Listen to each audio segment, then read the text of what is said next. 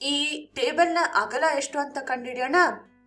ಇದನ್ನ ನೀವು ಒಂದು ಚಟುವಟಿಕೆ ತರ ನಿಮ್ಮ ಸ್ನೇಹಿತರ ಜೊತೆ, ಅಂದ್ರೆ ನಿಮ್ ಬೆಂಚ್ ನಲ್ಲಿ ಕೂತಿರ್ತಾರಲ್ಲ ಅವ್ರ ಜೊತೆ ಕೈಗೇಣನ್ನ ಬಳಸ್ಕೊಂಡು ನೀವು ಕೂತಿರುವ ಮೇಜನ್ನ ಅಳದ್ ನೋಡಿ.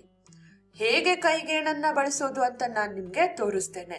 ಈ ರೀತಿ ಒಂದು ತುದಿಯಿಂದ ಶುರು ಮಾಡಿ, ಒಂದು ಕೈಗೇಣು, ಎರಡನೇ ಕೈಗೇಣು, ಮತ್ತು 3 ಸಂಪೂರ್ಣವಾಗಿಲ್ಲ ಅಂದ್ರೆ 2.25 ಅಥವಾ 2.25 ಕೈಗೇಣುಗಳು ಅಂತ ತಗೊಳ್ಬಹುದು. ನಮ್ಗೆ ಈ ಟೇಬಲ್ನ ಅಗಲ ಎಷ್ಟು ಅಂತ ಗೊತ್ತಿರ್ಲಿಲ್ಲ, ಆದ್ರೆ ನಮ್ ಕೈನ ಅಗಲ ಎಷ್ಟು ಅಂತ ಗೊತ್ತಿತ್ತು.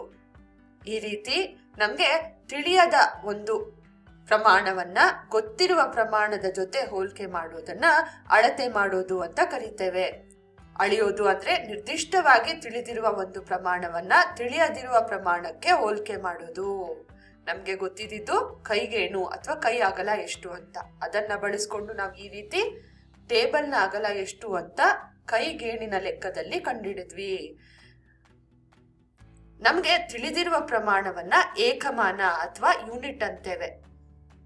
ಈ ಮೇಜಿನ ಅಗಲದ ಉತ್ತರದಲ್ಲಿ ನಮ್ಗೆ 2 ಭಾಗಗಳು ಸಿಗ್ತವೆ.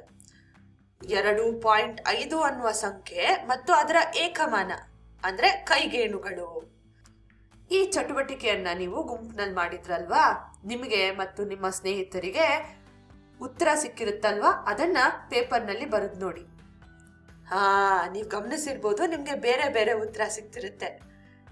ಒಬ್ರಿಗೆ 1.5 ಕೈಗೇಣು, ಮತ್ತೊಬ್ರಿಗೆ 3 ಕೈಗೇಣು, ಮತ್ತೊಬ್ರಿಗೆ 3.5 ಕೈಗೇಣು ಅಂತ.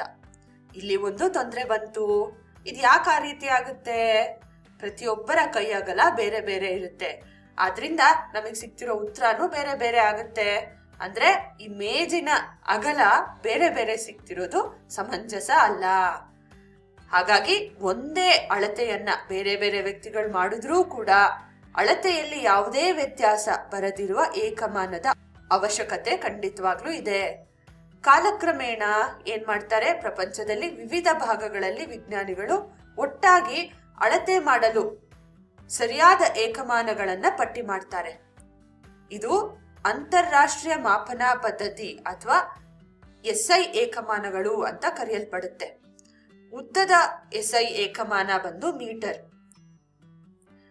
ನಿಮ್ಮ ಜಾಮೆಟ್ರಿ ಬಾಕ್ಸ್ ನಲ್ಲಿ 15 ಸೆಂಟಿಮೀಟರ್ ಉದ್ದ ಇರುವ ಸ್ಕೇಲ್ ಇರುತ್ತಲ್ವಾ, ನನ್ನ ಹತ್ರ 30 ಸೆಂಟಿಮೀಟರ್ ಇರುವ ಒಂದು ಸ್ಕೇಲ್ ಇದೆ.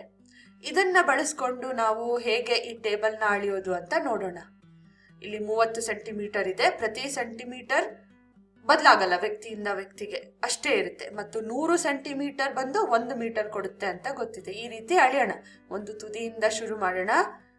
30 ಸೆಂಟಿಮೀಟರ್, ಮತ್ತೊಂದು 30 ಸೆಂಟಿಮೀಟರ್, ಅಂದ್ರೆ ಒಟ್ಟಿಗೆ 60 ಸೆಂಟಿಮೀಟರ್ ಸಿಗ್ತಾ ಇದೆ. ಅಂದ್ರೆ ಈ ಮೇಜಿನ ಅಗಲ ಬಂದು 60 ಸೆಂಟಿಮೀಟರ್.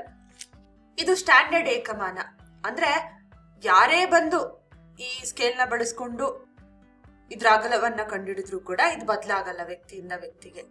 ಇದೇ ರೀತಿ ನೀವು ನಿಮ್ಮ ಎತ್ತರ ಅಥವಾ ನಿಮ್ ಪೆನ್ಸಿಲ್ನ ಉದ್ದವನ್ನ ಕೂಡ ಸ್ಕೇಲ್ನ ಬಳಸ್ಕೊಂಡು ಅಳದ್ ನೋಡ್ಬೋದು.